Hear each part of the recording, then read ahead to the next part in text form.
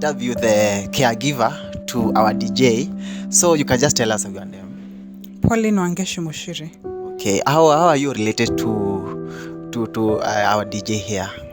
DJ Wiwa is my younger sister. Okay, and how did you feel when your young sister was born with a condition? How did you feel? Nothing. I didn't know she was born with a condition when she was born. Okay. Yeah, so I was just excited that now the house was bigger. I had more responsibilities.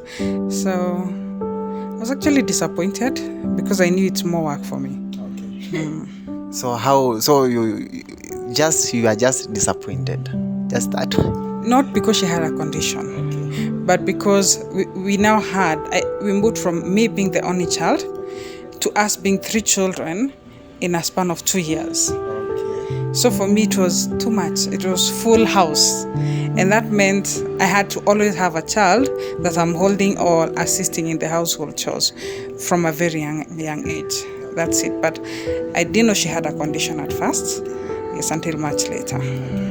So when you got to understand that DJ Wiwa has a condition called Cerebral Palsy, and you are her elder sister, what did you do? Like, were you just relaxed, or what did you do?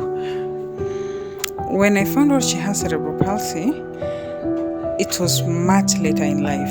That's when I knew there is a name to her condition. But all along from the very beginning, I didn't know she had cerebral palsy. We didn't know she had a disability, because then we would be going to school learning, and persons with disabilities were either crippled, blind, deaf, dumb, blind, you guess.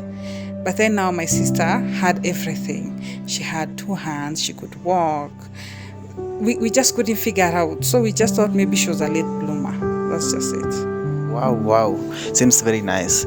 Then in our interview, she said that she was fully supported by the family. And you as an elder sister, I think your support was there fully. So what did you support her with?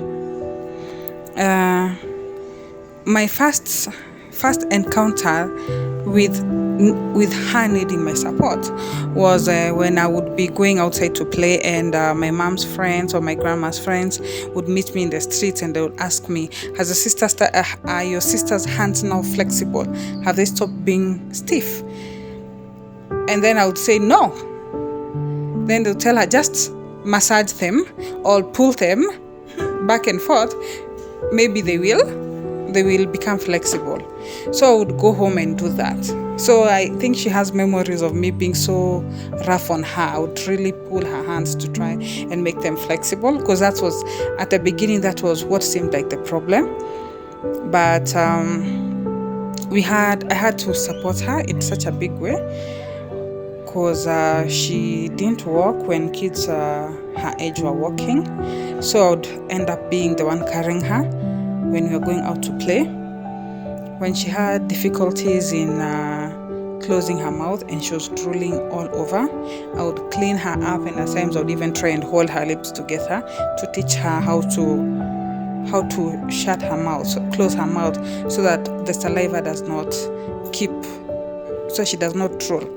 So it was small step, like small things I would realize either the neighbors or my age mates have issues with.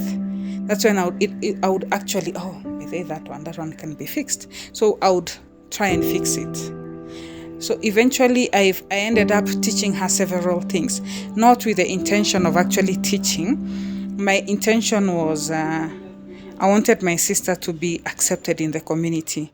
I was tired of her age mates not wanting to play with her, or my age mates not wanting to play with me because I would bring her along, or us not being allowed into other people's homes because of her. So I was trying to make her, I was actually out to make her as acceptable by the community as possible. Yeah. That's amazing. So now she's a DJ. She's a well-renowned, outstanding DJ. Now, as in, how do you feel? Like, do you think you have fruits, or rather, whatever you are doing at the tender age, has borne fruits? I don't know whether it has borne fruits, because you see, at the beginning I was not doing it with a goal I need this to bear fruits in future. I was just caring. I was just being the big sister, and unfortunately, it's a job I know I have for the rest of my life. So whether it has bore fruits, I think that is something we will maybe someone else can actually look at it and decide. But for me, I never had a scorecard for her. Never have. I don't know if I ever will, but I never had any expectations from her. But when she does achieve great things, I'm like, wow. It's just, those are epic moments. Those are wins that just make my heart warm, and I'm like, it was worth it. Yeah. Wow, very nice, very nice. Now, it was a difficult job for you, raising your young sister, right? Yes. So, how, as in, okay, now she's old. She's now able to do her own things. So, what advice can you give to the other caregivers with child with the same condition or another condition which is disabling? You have to be very supportive of these children. You have to be empathetic. You cannot be sympathetic, because we were not sympathetic with DJ. 100%. I cannot tell you that I have any. I don't think I have any morsel of sympathy inside me when it comes to her. So, because for me it was like, I need you to do this. I really need you to get this. And in my naive way, I ended up teaching her so much that now when I actually came to know that she has cerebral palsy, I'm like, thank God I found out when she's already an adult. Because if we had found out much earlier, she may not have achieved all these milestones she has.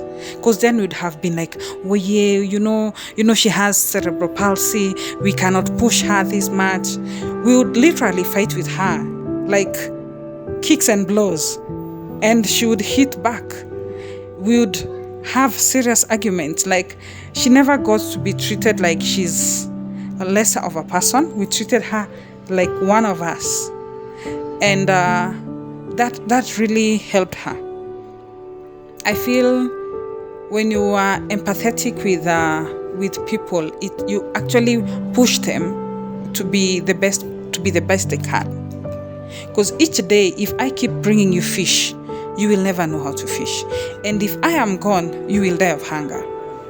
But today, I can leave my sister in the house alone, go do my chores, do other things I need to do, even allocate errands to her. Tell her I need the house clean, I need to find dishes cleaned, I need the clothes folded, I need the kids fed.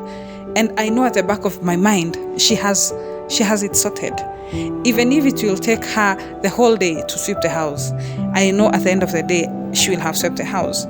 But when we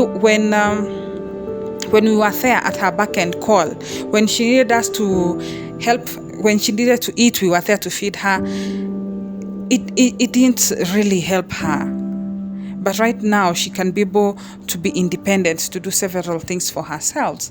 Yes, how she does them is not how I would want them done or how other people do them, but that's her way, and that's the magic of it. That's the beauty of it.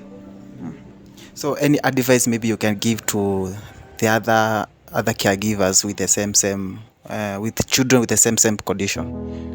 Yes. Advice? Support your children. Yes. Be patient with them. Try and think outside the box. Each and every task the child or the person needs to perform, try and think outside the box all the time. Try and take time. Don't be in a rush. So be patient. Very. Wow. it's a nice it's a nice journey. At least I've got to understand that. So thank you for your time, thank you for helping our DJ here, and we think still